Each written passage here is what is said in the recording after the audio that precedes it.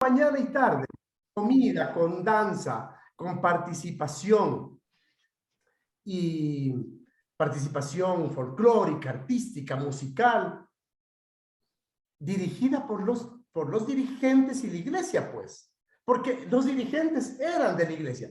Logramos honradez, transparencia, manejo de los dineros con mucha responsabilidad, obra fiscalizada, no desde el lado del derecho positivo, sino fiscalizada con amor, con misericordia, con trabajo conjunto, poniendo creatividad, esa que brotaba del evangelio. Porque entonces, claro, cuando había una minga, aprovechábamos para empezar con una oración, porque estaba dirigido por un catequista, pues. Cuando había una reunión, se empezaba con una lecturita del Evangelio. Y así nació la red de mujeres. Y así nació el grupo de recicladores, porque tenemos el relleno sanitario de Cuenca en esa parroquia. Así nació el grupo de danza, Vida Nueva. Así nació la Copa de Indoor Mama Santana, que participaban nada más y nada menos que 90 equipos. Se acabó ahora con la pandemia. 90 equipos entre hombres y mujeres. Copa de Indoor Mama Santana. Se cobraba $10 por la inscripción de cada jugador, 90 equipos. Al final de la tarde habían $9,000 de réditos para la parroquia, producto del campeonato de indoor, y cada año ese dinero se destinaba a una obra entre física y social. Y el campeonato era solo de los jóvenes. Así que red de mujeres, comités por mejoras, comités de agua, guarderías infantiles, escuela, grupo de danza, grupos de indoor, taita carnaval, todo coordinado desde la iglesia. Porque los dirigentes eran nuestros. Nuestros. Al final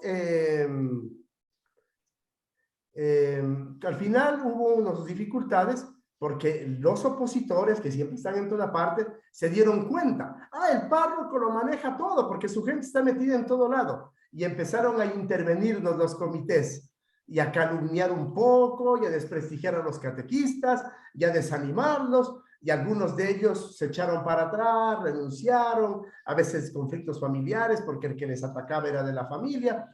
Y empezaron a diezmarnos la participación. Cuando yo salí había un poco de dificultades. Pero llegó un momento en que realmente esto era muy, muy importante y muy interesante porque la iglesia lo cruzaba todo.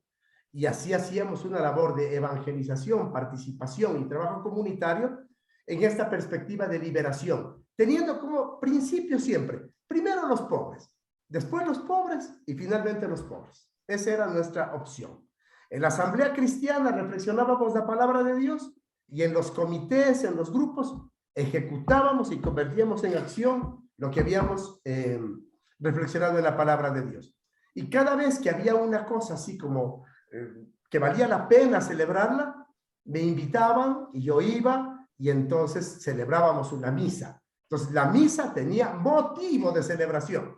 No era solo la misa dominical, esa que se celebra siempre los domingos, sino era la misa por el Día de la Mujer, por el Día de los Derechos del Niño, por el Día del Agua, por el Día de la Alimentación, por el Día Mundial de los Pobres, por el Día de los Derechos Humanos, por el Día de la Familia, etcétera, etcétera. Toda la parroquia tenía una transversalidad política, social, ecologista, con perspectiva de rostro de mujer, rostro de niño, etc. Si le sirve el ejemplo, funciona. Pero eso solo se hace el día que yo diga, soy catequista, pero estoy en la lucha del agua. Soy catequista, pero estoy en la lucha de los informales. Soy ministro de la Eucaristía, pero me preocupo que el pan no llega a la mesa de los niños del mercado. Soy ministro de la Eucaristía, pero estoy en esta guardería. Soy ministro de la Eucaristía, pero estoy con los niños de la calle. Si no hay eso, lo demás es arreglar capillitas. Perdón, pero es la verdad. Muy bien. Entonces, volviendo al texto, habíamos quedado en que a Yahvé le habían dado nombres que salían de su experiencia. Guerrero, liberador, salvador, padre cercano de la promesa, del desierto, del amor, etc. Pero además esto tiene otra particularidad. Fue Dios quien buscó al grupo. En el desierto salió al encuentro de ellos. Fíjate, la iniciativa, según las Escrituras, viene de Dios. Sus necesidades de salvación fueron llenadas. Las características del Dios Yahvé que se vivían en el culto por parte de la gente del desierto correspondían a las necesidades de la salvación del grupo de Moisés. Nosotros no hacemos coincidir eso porque no tenemos experiencia de calle, de organización, de comunidad. Entonces, cuando a veces en la misa yo digo a la gente, hagamos una oración, en la oración de los fieles, a ver, participemos todos. O primero no salimos de nuestros clichés. O segundo, ni siquiera sabemos por qué pedir, porque nos falta la experiencia, pues, de la vida plena. No está la vida compartida con nadie. Entonces no nos toca más que pedir por los gobernantes, pedimos por, ahora está de moda lo de la guerra de Ucrania, pediremos por los enfermos, ya son los clichés que están elaborados. No salimos de ahí porque nos falta la experiencia.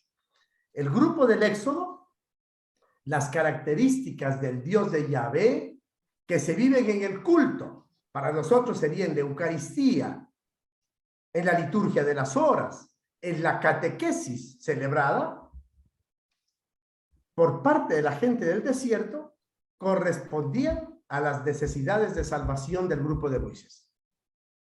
¿Necesidad de qué? De libertad. Entonces, Dios liberador, culto liberador. Necesidad de medios adecuados para vivir. Salir de la pobreza, de la miseria, salir de la tienda del desierto. Entonces, culto de carpa, necesidad de tienda. Cada vez hay más seguridad en Yahvé al ver que esas características funcionan en el día a día. Es decir, lo que ahí se pide, lo que ahí se celebra, se vive. No hay ninguna diferencia, no hay problema. Por eso, otra vez, las características del Dios de Yahvé, a ese Dios guerrero, que ya digo no es tan teológico, pero bueno, era el título de la época, se le añadió que ese era el Dios de Israel. No puede haber un Dios fuera de otro pueblo que no sea el Dios de Israel. ¿Por qué? Porque este fue el Dios que luchó a favor del pueblo. Es mi Dios porque luchó por mí, para mí y conmigo. Lo protegió y lo liberó de la opresión que sufría. Es un Dios que está en contacto con el Espíritu. Génesis 6:3. Es un Dios del pueblo de Israel. Éxodo 14:25. Es un Dios que está en contacto con el Espíritu. Génesis 6:3. Es un Dios de bendición. Génesis 28:13. Y de oráculos. 25:23. Yahvé es un Dios cercano, en contacto personal con cada uno para conducirlo a la vida. No es un Dios que se opone a otros dioses, sino que está por encima de esos dioses. Todo se enmarca en la actividad que ejerce en la historia. El Dios de las promesas que viene a liberar. Todo el Éxodo 15 en adelante tiene experiencias y relatos de liberación, pero además en el 15:1-3 la promesa explícita. El Dios de las promesas que viene a liberar. Y ahí se afirma, Dios Salvador, Dios de mi Padre, mi fuerza y valentía, Dios que conduce a su pueblo. Por eso, la propuesta del Papa Francisco para el tema del sínodo, de la sinodalidad, es que esto es una iglesia que tiene que estar en constante escucha con los otros, con los diferentes, con los diversos. Es una iglesia que tiene que estar en permanente salida, que no hay otra forma de ser iglesia si no es en el encuentro con los demás, que no hay otra forma de ser iglesia si no es en esta comunión, participación y misión. No hay ninguna forma de ser iglesia que no sea la que se pone en camino. Sínodos, caminar juntos, salir juntos. Entonces, el sínodo de la sinodalidad, tiene a toda costa que ser exódico. Es más, el fundamento teológico del sínodo es caminar en salida. El fundamento teológico del sínodo es el desierto. Algunas de las preguntas que se nos plantean para este sínodo de la sinodalidad, por ejemplo, son: ¿quiénes son nuestros compañeros de viaje en la iglesia? Cuando decimos nuestra iglesia, ¿quiénes forman parte de ella? ¿Quiénes son los compañeros de viaje? Considerando también a los que están afuera del perímetro eclesial. ¿Qué grupos son dejados al margen expresamente o de hecho en la iglesia? ¿Quiénes no han sido escuchados en nuestra iglesia? Porque el escucha es el primer paso, pero exige tener una mente y un corazón abiertos, sin prejuicios. Entonces, ¿quiénes no han sido escuchados en nuestra iglesia? ¿Cómo son escuchados los laicos? En particular, los jóvenes y las mujeres. ¿Logramos identificar prejuicios y estereotipos que obstaculizan nuestra escucha? ¿Cómo promovemos dentro de la comunidad y de sus organismos un estilo de comunicación libre y auténtica, sin dobleces y oportunidades? ¿Cuánto y cómo logramos decir, cuándo y cómo logramos decir lo que realmente tenemos en el corazón? ¿Cómo inspiran y orientan efectivamente nuestro caminar juntos la oración y la celebración litúrgica? ¿Cómo promoveremos la participación activa de todos los fieles en la liturgia y en el ejercicio de la función y santificación? ¿De qué manera se convoca a cada bautizado para ser protagonista de la misión? Fíjense esto qué importante. ¿Cómo sostiene la comunidad a sus propios miembros? Lo que les acabo de contar. Comprometidos en un servicio a la sociedad, en el compromiso social y político, en la investigación científica y en la enseñanza, en la promoción de la justicia social, en la tutela de los derechos humanos, en el cuidado de la casa común. ¿Cómo los ayuda a vivir su compromiso misionero? ¿Cuáles son los lugares y las modalidades de diálogo dentro de nuestra iglesia? ¿Cómo promovemos la colaboración con las diócesis vecinas, con otras comunidades religiosas y entre comunidades religiosas presentes en el territorio, con y entre las asociaciones y movimientos eclesiales, laicales? ¿Cómo dialoga la iglesia y cómo aprende de otras instancias de la sociedad? El mundo de la política, de la economía, de la cultura, de la sociedad civil y de los pobres. ¿Qué relaciones mantenemos con los hermanos y las hermanas de las otras confesiones cristianas? ¿Cuáles son las dificultades? ¿Cómo se ejerce la autoridad en los diferentes espacios de nuestra iglesia? ¿Cuáles son las modalidades de trabajo en equipo y de corresponsabilidad? ¿Cómo funcionan los organismos de sinodalidad a nivel parroquial y vicarial? ¿Son una experiencia fecunda? ¿Cómo, con qué procedimiento y con qué métodos discernimos juntos y tomamos decisiones? ¿Cómo se pueden mejorar?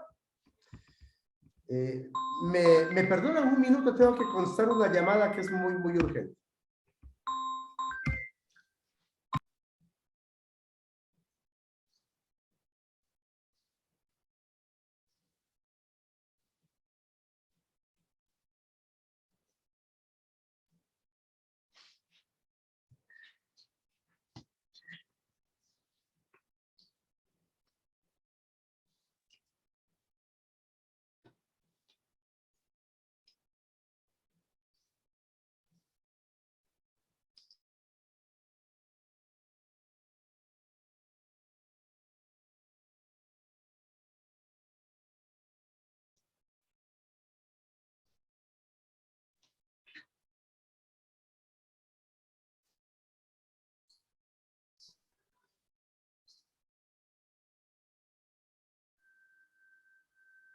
aunque nosotros tenemos una ventaja que no tenían los israelitas. Nosotros sí lo conocemos, porque hemos recibido la revelación de Jesucristo.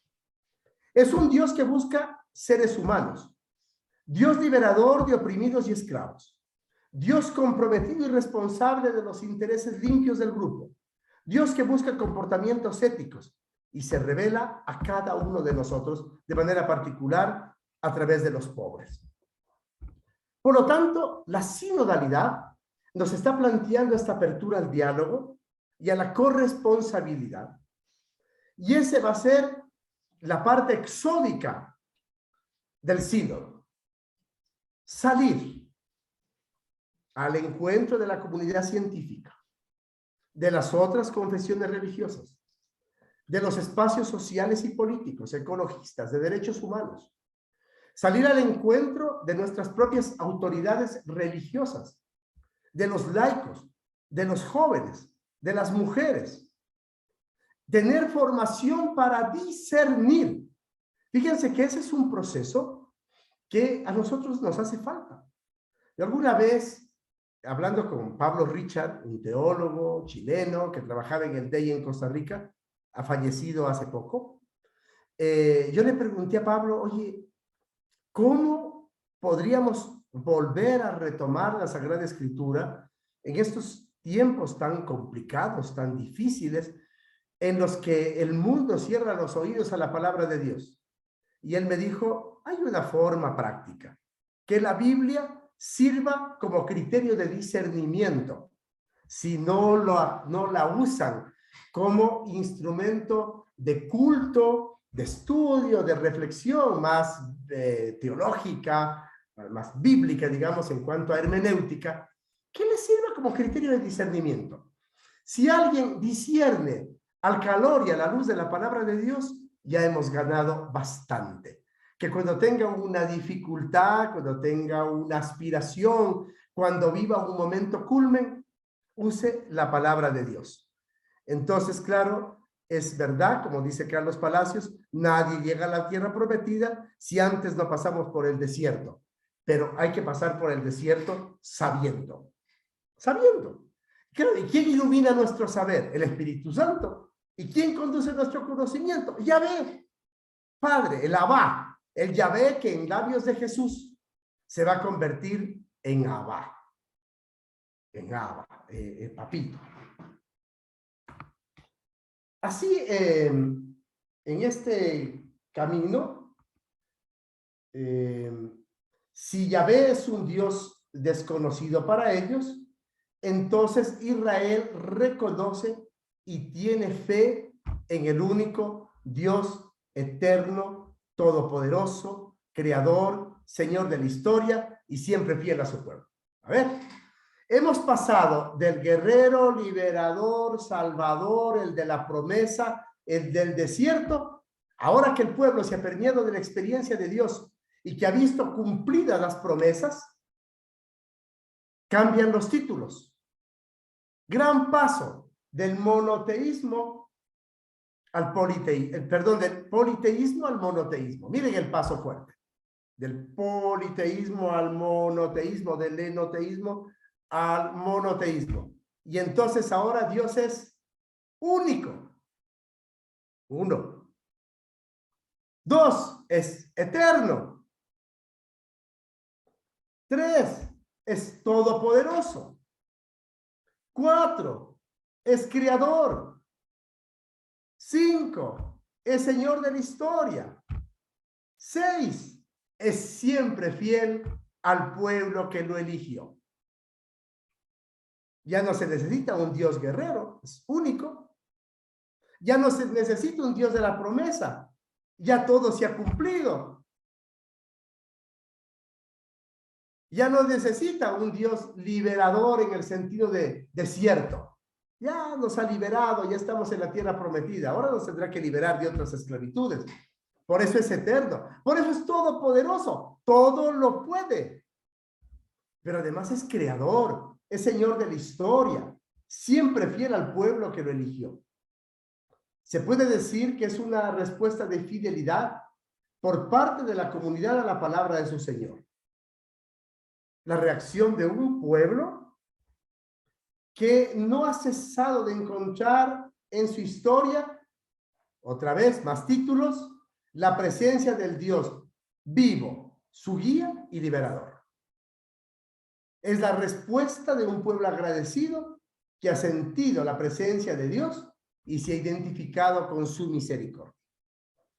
Quiero decir que los títulos que nosotros le ponemos y le damos a Dios tienen que ser producto de nuestra experiencia de liberación, de nuestra experiencia de desierto, para que sean válidos. Aquí no hay nada que sea un añadido conceptual. Aquí no hay nada que sea un añadido inventado.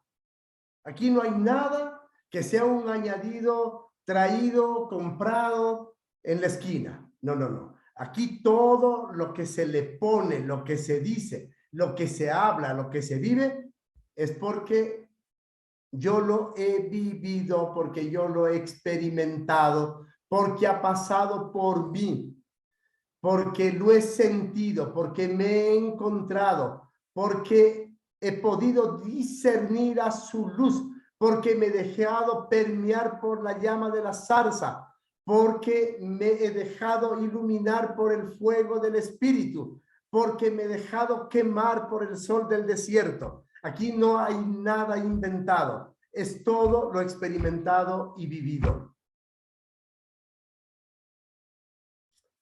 Katy, te hago una pregunta. ¿Esto va hasta las 12? 12:30, padre. 12:30, perfecto. Ya. Seguimos. Entonces, la figura de Dios en la Biblia es muy rara a la de las otras religiones. Por una sola razón. Es un Dios que ni siquiera tiene un lugar de culto. Tiene una carpa, una tienda para él, pero la gente está afuera. Por eso, en el libro del Apocalipsis, cuando el Señor baja, cuando el Cordero Inmolado baja a la nueva ciudad de la Nueva Jerusalén, la primera cosa que asombra es que ahí no hay ni un templo, ni uno solo. No hay ni un solo templo. ¿Por qué no hay ni un solo templo? Luis Maldonado, ¿se te ocurre por qué no hay ni un solo templo? ¿Le puedes habilitar, Katy?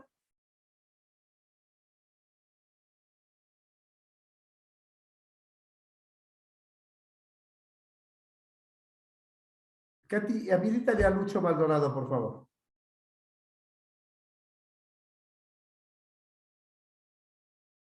No, no está la Katy.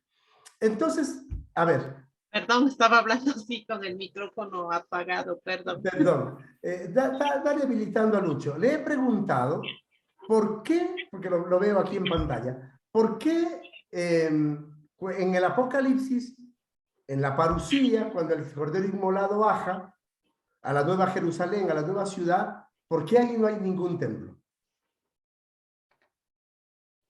Luis Maldonado, ¿verdad? Sí. Ahí lo tienes al lado de Mónica Avatar. Sí, pero no abre el micrófono. Abre el micrófono, Lucho, y estás habilitado. Bien. Ahí. Buenos días, padre. Buenos días con todo. Posiblemente porque en ese pueblo no estaba el Espíritu Santo. No, si es el Cordero de Dios, ya es la nueva ciudad, ya es la nueva Jerusalén, ya son todos los santos, ahí todo es espíritu. Ya le hiciste rascar la cabeza al Carlos. A ver, María Esther, ¿te la sabes? Los mato si no se la saben. No tiene micrófono la María Esther. Pues posiblemente pasaron por el desierto. No. A ver, María Esther, ¿por qué no hay templo en la parusía, en el reino de Dios, cuando ya todo ha sido santo y todo ha vuelto al Señor y ya todos somos de Dios y ya el Cordero está a la derecha del Padre y ahí ya, a ver, ahí ya cuando el Cordero baja, como no venga a la nada, La primera señal de que todo es Dios y todo está en Dios es que no hay templos. Porque si ya estamos todos en Él, ya no hay necesidad, ya todos estamos en Dios, para que no hay sentido. A ver, las palabras del Apocalipsis. Porque estamos en la plenitud de la presencia de Dios. Y el libro del Apocalipsis dice, porque a Dios se lo adora en espíritu y en verdad. Entonces no hace falta ningún templo. Y porque cada uno de nosotros somos templo. Eso. Lucho al contrario, el Espíritu Santo está en plenitud plena. Todos somos templo. Cada uno somos templo del Espíritu Santo. ¿Para qué va a hacer falta un templo? Si yo les voy a dar una mala noticia, así para relajarnos un poco. Mientras estemos empeñados en construir templos, el reino de Dios de la Jerusalén celestial está lejísimos. Porque para cuando eso sea, ya no va a haber ni un solo templo. Jesús quizás lo dijo con la misma profecía urgente de la apocalíptica, de eso de lo que está por venir o de lo que ya fue, pero que es un presente que tiene memoria del pasado y que se aventura a un futuro que ya está presente. Sobre este templo no ha de quedar piedra sobre piedra. Ante la admiración de los discípulos, mira, Señor, qué templo. Jesús dice, sobre este templo no quedará piedra sobre piedra. En el fondo está diciendo, porque algún día, cuando yo vuelva, no hará falta ningún templo, porque a Dios se lo adora en espíritu y en verdad. Entonces, frente a las otras religiones que necesitaban grandes templos, Yahvé no necesitaba templo, hasta que a Salomón se le ocurrió violar los preceptos y la experiencia exódica para construirle un templo. Ahí se borró la experiencia del pueblo de Dios que adoraba a Dios en espíritu y en verdad sin templo. Es un Dios que ni siquiera tenía lugar para el culto. ¿Por qué? Porque va con la gente, la empuja, la espera, la lleva, camina al lado. Y cuando Dios va con la gente, la empuja, la espera, la lleva, camina a su lado, no tiene tiempo para construir templos. Esto es lo propio de Yahvé. El Dios de Yahvé les exige como culto una ética social y grupal. El culto es dar pan al hambriento. El culto es no ofrecer sacrificios a los ídolos, negarte al culto idolátrico. La negación del culto idolátrico es culto. El culto es poner en práctica los mandamientos. El culto es no apropiarte de los bienes ajenos, esos que son de Dios, ajenos porque son de Dios, no de otro propietario.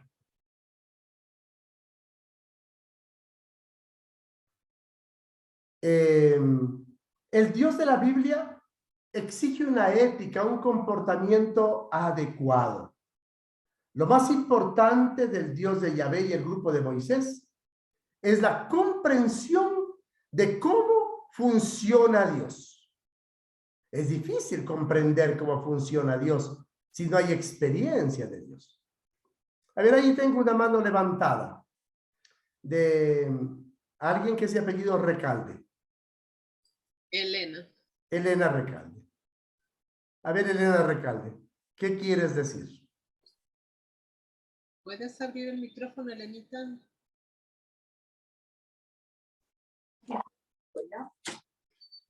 Padre, buenos días.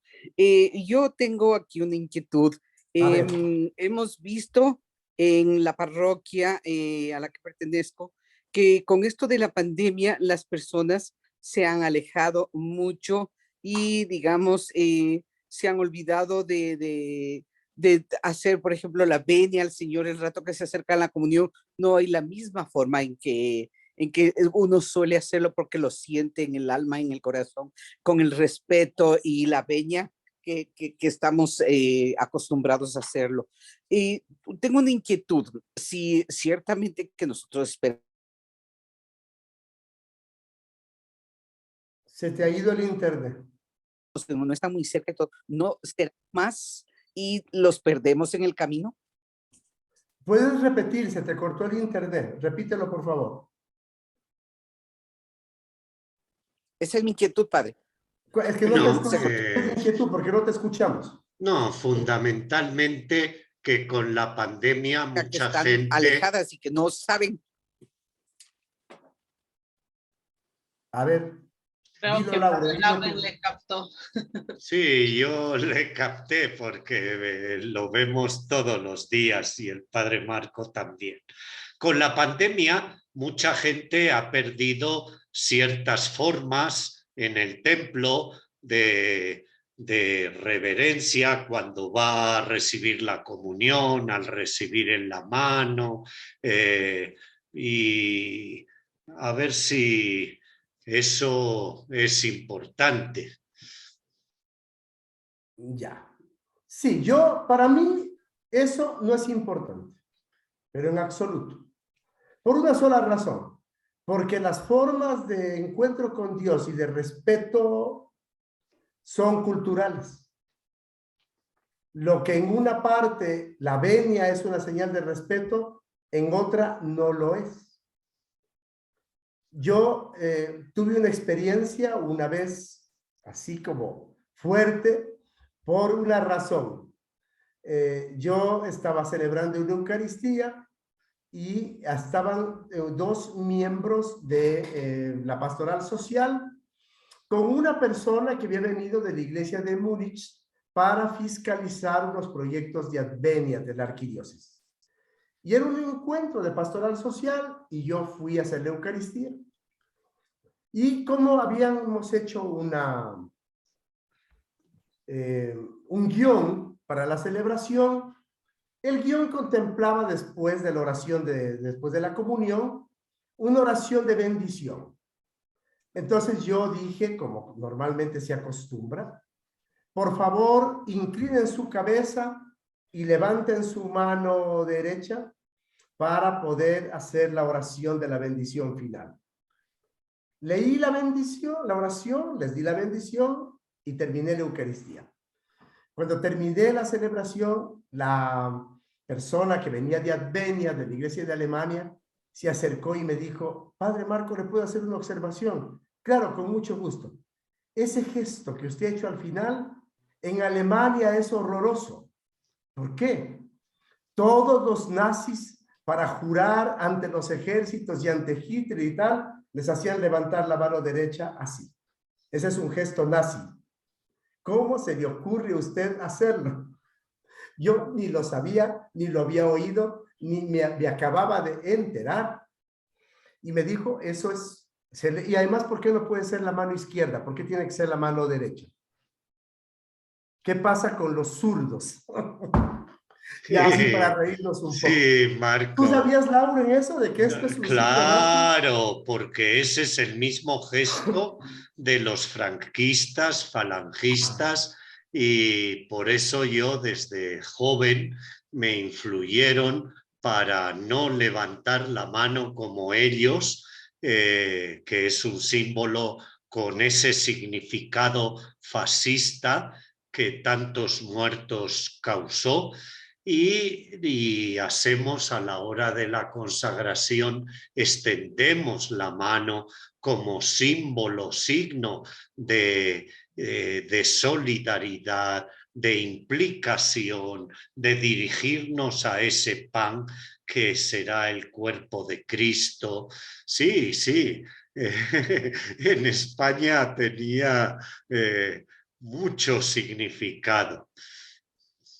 Claro, yo no lo sabía, así que lo de los signos son culturales, culturales son culturales, o tienen historia, en cada lugar son distintos, así que Elena, usted no se preocupe por eso. Puede ser que si aquí la venia es una reverencia, en otro lado no lo es.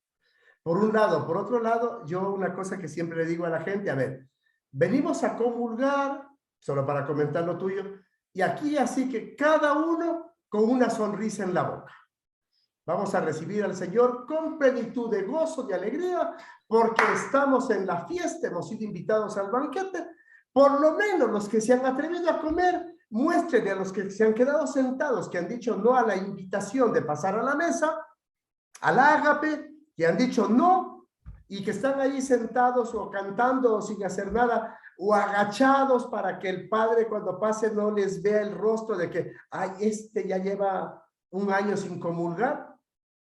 Ustedes los que pasan a comulgar den testimonio de plenitud y de felicidad. Sonrían para dar la comunión. Si no sonríen, no les doy. Porque tenemos la costumbre, así medio pendeja, de poner cara triste, cara de llanto, al borde de la lágrima, todos lúgubres, que a uno le da una pena dar la comunión. Uno dice, ¿valdrá la pena darle a este tipo que tiene este rostro tan espeluznante, tan ajeno a lo que está celebrando? A ver si cuando ustedes se sientan a una mesa de un cumpleaños, de una Navidad, de un onomástico, van con cara triste, con cara de llanto. El Señor nos ha aconsejado que ni siquiera cuando ayunes pones cara triste. Cuando no vas a comer no puedes poner cara triste. Peor cuando vas a comer el mismo cuerpo del Señor. Así es que, Elena, cuidado con ponerme cara triste cuando vaya a comulgar. Sonrisa amplia y plena como la del pastor. Como la del pastor. No, yo incluso a veces a los que les conozco les puedo decir el nombre. María Esther, cuerpo de Cristo. Así, porque estoy comulgando con ella. Estamos haciendo comunión. ¿Ah? Listo. Siendo eso, estábamos diciendo de que el culto te compromete con una ética social. La Biblia te exige esta comprensión de cómo funciona Dios, pero esa comprensión pasa de experiencias vitales, y una experiencia vital para entrar en la comprensión de Dios es el éxodo. Lo que significa que si uno no tiene experiencia exódica, difícilmente va a tener experiencia de Dios y comprensión de Dios. Porque, fíjate tú, no se trata de pensar la esencia de Dios. Esto no es captable para ningún ser humano. Ni los santos padres que se quebraron la cabeza escribiendo los grandes tratados sobre la Trinidad, como la Suma Teológica, ni los místicos que afirman haber visto a Dios de vez en cuando, no es captable para ningún ser humano la esencia de Dios. Se lo puede captar en una experiencia que se hace en la historia y a través del hermano, de la hermana, en las circunstancias y en los momentos concretos, ahí donde está Dios, esos lugares históricos donde está Dios. No se trata de un hombre, de una mujer, de un ser humano que elige a Yahvé, sino de un Dios, estoy hablando del Éxodo, sino de un Dios que elige al grupo por su situación de opresión y de marginalidad. A ver, no se trata de que nosotros elegimos a Yahvé, sino que Dios elige a un grupo por su situación de opresión y de marginalidad. Es un Dios enamorado de la miseria humana. Lo que Dios busca es enrumbar al ser humano en función del hermano, de la hermana. Es un Dios que se enamora de aquellos lugares donde es necesario encontrar a Dios con largavistas o con microscopio, porque nadie lo ve por ningún lado, pero ahí está. Eso es muy importante. Esto es parte de la pedagogía pastoral. Los niños que tienen esa intuición,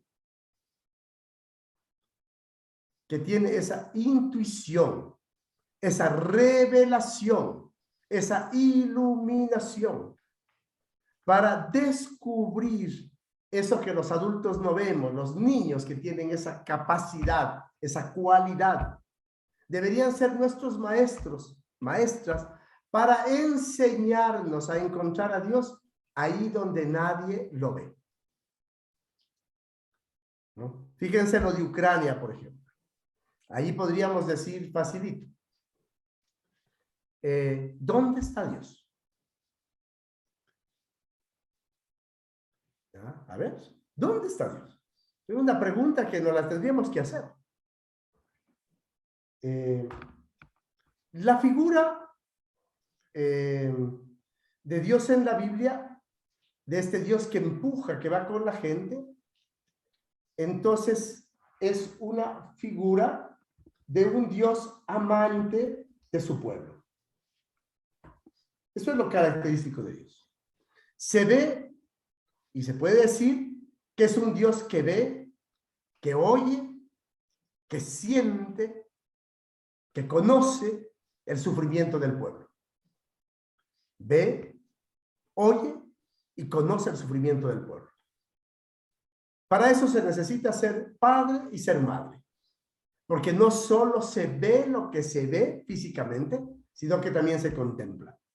No solo se oye lo que se oye físicamente, sino también aquellos sonidos del silencio. La escucha es fundamentalmente sonido del silencio.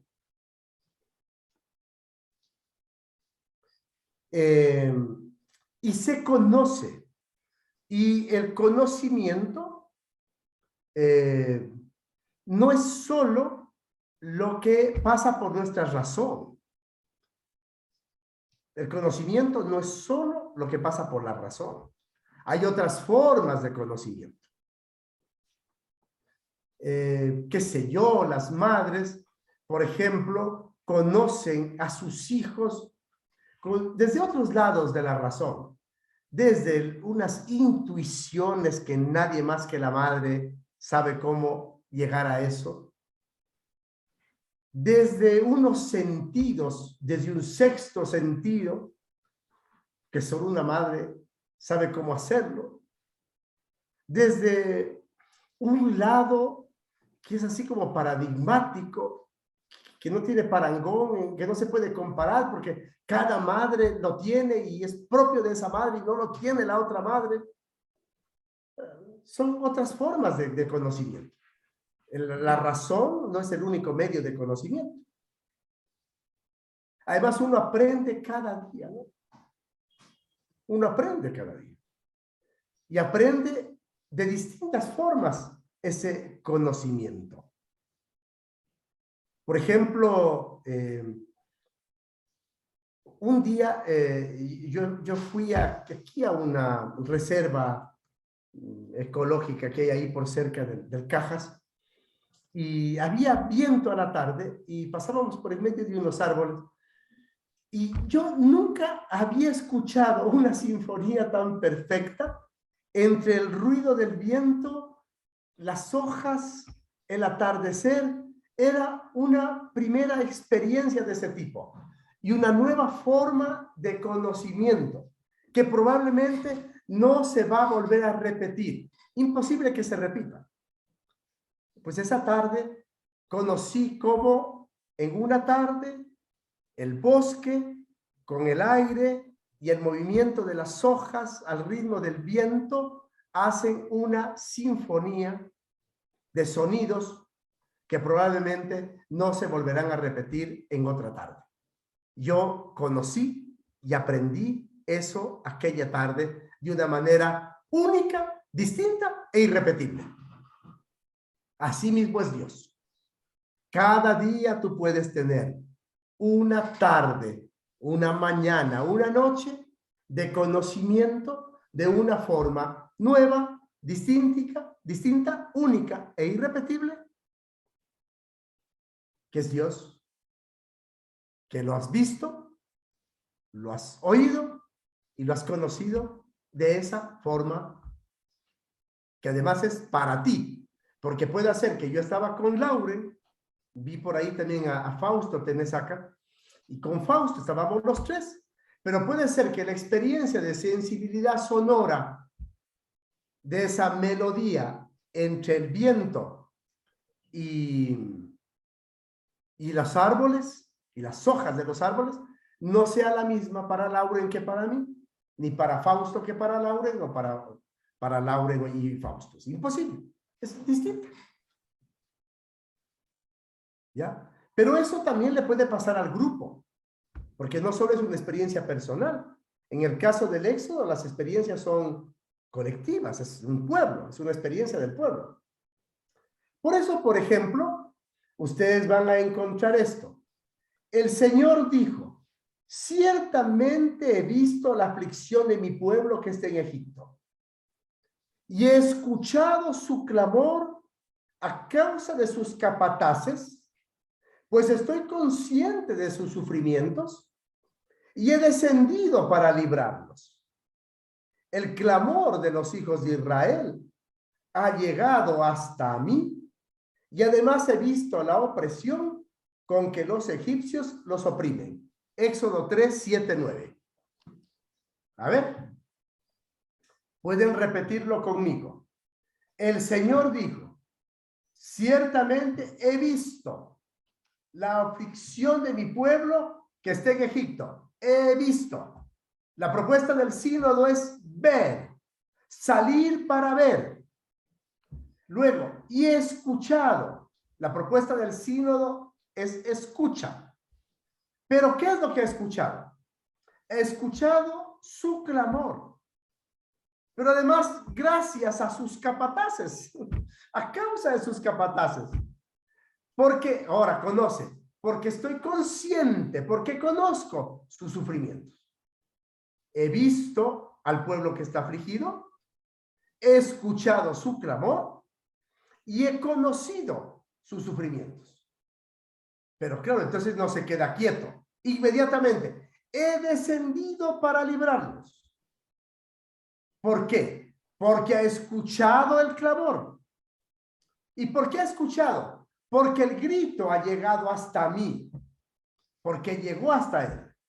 Además, porque he visto la opresión con que los egipcios los oprimen. Escuchó, vio, conoció, bajó. Siempre hace Dios ese proceso. Es el mismo del Apocalipsis.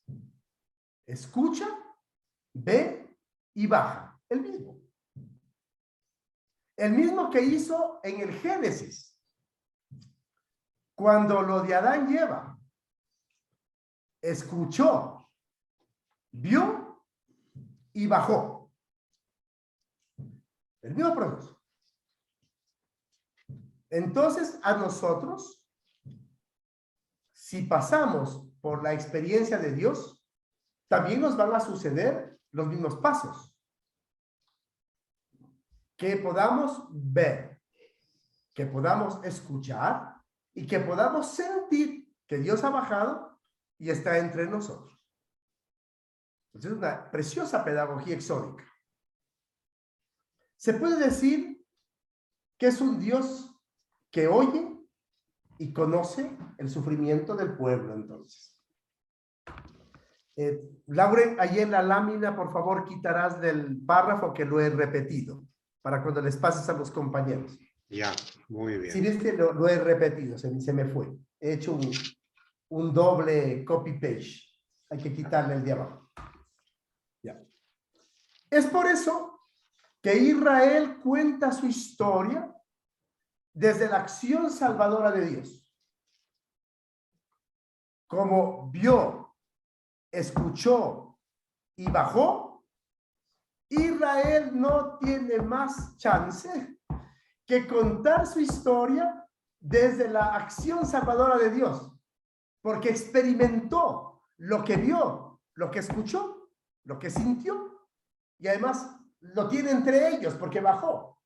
Así es como esta experiencia de la acción salvadora de Dios se termina fundiendo en un título global y general que empieza con Yahvé, que pasa por Jesucristo y que termina en la parucía, que se llama Historia de la Salvación. Sion. Sion. Así es. A eso se debe el título Historia de la Salvación. Ahí está la etimología fundante. Porque el pueblo vio, escuchó y sintió lo mismo que Dios. Se fundieron las vistas, se fundieron las escuchas y se fundieron los sentidos.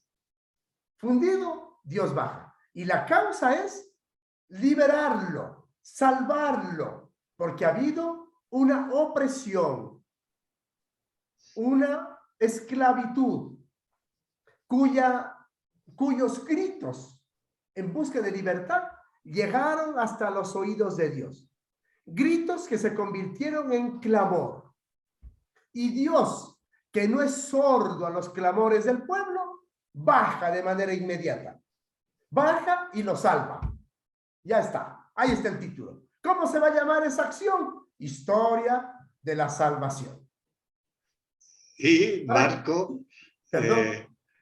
Marco, ¿me dejas ponerle un punto en la Claro, I? por supuesto. Cuando en los relatos de la creación, ya en el capítulo 4 del Génesis, hay un verbo curioso, yadá en hebreo.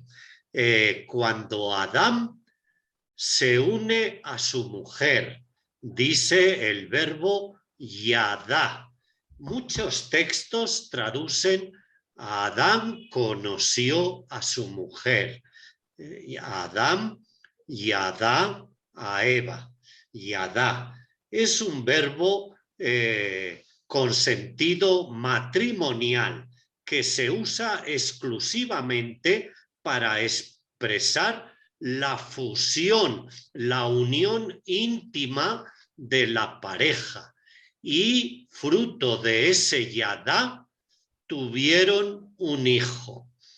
Aquí en Éxodo, en el capítulo 3, que estás relatando, visto, escuchado y yadá, conozco, yadá, me uno, me fundo en una unión sacramental, conyugal, Dios y su pueblo, yadá. Es peligrosa la traducción conozco porque nosotros creemos que Yahvé tenía conocimiento. No, ese conocimiento es otra palabra diferente. Ese conocimiento es unión íntima, yadá. Eso solo quería puntualizar. Perfecto. No, perdona, no la tenía presente. Gracias por ese aporte. Claro, pero fíjate, entonces eso es voy a decirlo en términos más coloquiales. Entonces es cuando Dios hace el amor con su pueblo. Así es. Porque es Dios, un conyugal. exacto. Es Y, fusión de cuerpos. exacto. Shekel, el gran biblista conocido, tiene todos unos estudios de símbolos matrimoniales y este es el símbolo fundante del matrimonio de Dios con su pueblo, el yadá. Dios se funde con la humanidad en la creación cuando bajo el símbolo de Adán y Eva se unen y tienen hijos, yadá. Y lo mismo en el Éxodo, cuando Dios conoce, se une a su pueblo y baja para liberarlo, se compromete. Claro, por eso fíjate, cuando el Espíritu Santo le anuncia a María que va a ser madre, ella también no le dice, no es que no he tenido relaciones, le dice, ¿cómo es posible si yo no he conocido varón? Claro. Es el mismo verbo. El conocer. mismo. En griego, ¿verdad? Claro. Pero vendría del hebreo como está escrito en griego, pues no sabemos, pero está está releyendo el Yadá de todo el Antiguo Testamento, que se va desde Génesis, Éxodo, Profetas, siempre esta simbología matrimonial de esposorio de Dios con su pueblo. Perfecto, lindo. Entonces, razón, está muy bien lo que hemos planteado. Es un conocimiento que no es el conocimiento de la razón. No, no, para nada. Para nada, es el conocimiento del amor, pero además del amor bajo el símbolo de la figura conyugal. Así es. Ah, qué bonito. Voy a terminar con esta filminita, ya en 5 minutos. Para el pueblo de Israel, Yahvé es el Dios en el que se puede creer. Es decir, lo importante no es si en el Éxodo salieron gran cantidad de hebreos, ya sabemos que llegaron pocos, salieron a lo mejor muchos o pocos, pero que llegaron pocos, sino el hecho de que Dios los liberó, los eligió y los amó. Podríamos decir, para ir a hacer paráfrasis con lo que ha dicho Lauren, y los conoció, los liberó, los eligió y los amó. Así, ¿eh? El pueblo de Israel experimenta el verdadero amor de Dios en todo su caminar. No deja de sentir la presencia y la revelación de Dios en cada acontecimiento de su historia. Y esto último, esta cosa que voy a decir aquí, por favor. Para Israel, cada detalle le confirma que Dios es Dios, ¿no? Cada detalle le confirma que Dios es Dios, ¿no? Aquí. A pesar del sufrimiento, de la pérdida de sus familiares, las heridas, las cicatrices en sus cuerpos, el pueblo no ha dejado de sentir que Dios es un amor concreto, visible en los hechos, sensible a la debilidad de su pueblo, paciente para acompañarles en su lento camino. Cada detalle confirma que Dios es Dios. Eso. Yo voy a dejarlo ahí porque son 12:30. Nos faltan 5 minutos. Podemos seguir. Dios actúa y apuesta por su pueblo, ¿no? Se puede tener plena seguridad. Se puede tener plena seguridad de que Dios nunca quiso, por ejemplo, la muerte de Jesús, ni deseaba la muerte de ninguno de sus hijos e hijas, porque es un Dios de vida y no de muerte. En la historia que estamos presentando, aparece un pueblo crucificado, cuya muerte también es resultado de acciones históricas, ¿no? El pueblo de Israel, un pueblo crucificado por los egipcios. El sujeto es aquí un pueblo. La pregunta que surge es cómo la crucifixión del pueblo es también principio de salvación para el ser humano. Esta tiene que ser pregunta para la tarde, Laura. Ya. No, porque, claro, ¿cómo es posible que el pueblo crucificado, el pueblo esclavizado, el pueblo oprimido, a la vez se convierte en sujeto de liberación? Bueno, una pregunta que tiene toda una historia, una teología, mucha sagrada escritura detrás de esto, ¿no? Para resumir, vale la pena recordar lo que el libro de las Lamentaciones nos dice para resaltar lo que se ha dicho. Vi a todo el pueblo gimiendo de hambre buscando pan. 1:11. Niños pidiendo comida y no había.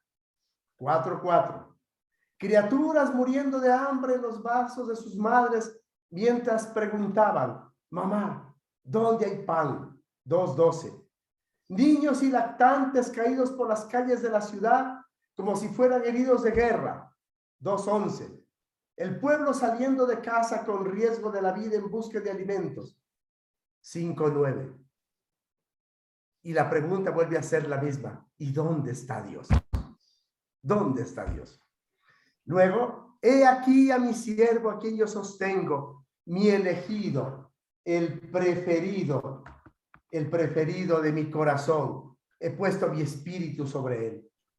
El siervo de Dios. He aquí a mi siervo, a quien yo sostengo, mi elegido, el preferido de mi corazón. En más de una ocasión, cuestionaron a Jesús sobre su condición mesiánica de enviado de Dios. Por ejemplo, aquel episodio cuando vienen los discípulos de Juan y le preguntan, ¿tú quién eres? ¿Eres el que ha de venir o hay que esperar a otro?